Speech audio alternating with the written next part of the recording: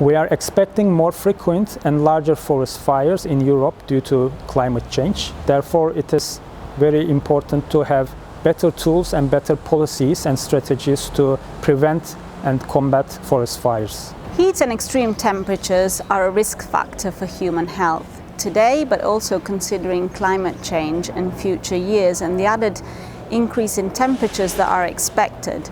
Policy should really address the health impacts, both when we're talking about climate change policies of mitigation and adaptation. We should think of those measures that really address health benefits and that can take into account the impacts on health and have an impact not only on reducing emissions and the exposure to heat, for example, or other climate-related issues, but also address healthy well-being.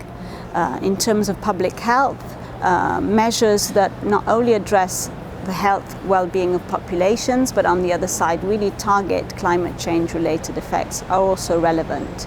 We should have a wider connection between the different policies, between different institutions to really address the issue of climate change, not only from an environmental perspective, but always considering the impacts on human populations and pointing towards those actions that have co-benefits for health.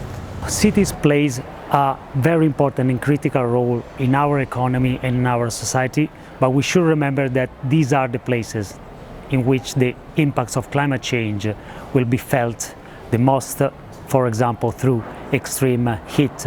However, there's something we can do about that.